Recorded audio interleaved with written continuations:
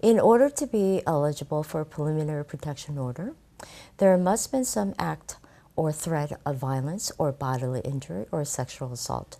There doesn't have to be an actual act of violence. A threat is enough.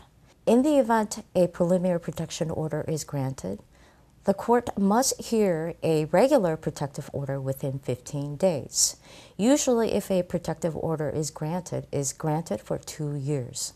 You may ask, who can file for a preliminary protective order? It can be anyone within the family. It could be between a husband and wife, between grandparents and an adult children.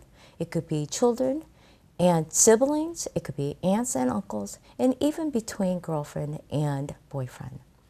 In the event the protective order is granted by a judge, the respondent must stop all communication, that is direct and indirect communication. It includes phone calls, emails, text messages, or having somebody contact the petitioner through somebody else, that is indirect. The respondent may also be ordered to stay away from the home and the work as well. And the respondent will be ordered to stay away from family members as well if there is an act of violence against them as well, not just necessarily the petitioner. The petitioner can ask the judge for temporary custody, visitation, and child support if children are involved.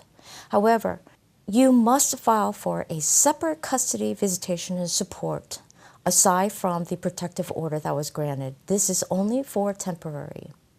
You may ask also the court for exclusive use of the home and the marital car.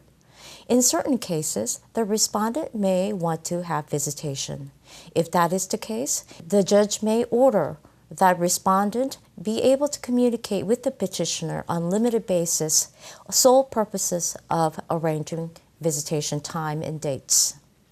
In the order, the judge may also order the respondent to get counseling for his violence, order to attend anger management.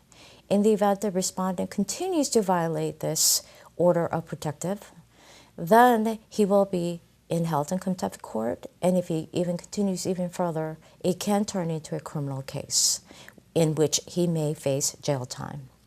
Now, a lot of you may ask, do I have to have a green card? Do I have to be a citizen? Can I still file for a protective order if I'm an illegal alien? Of course you can.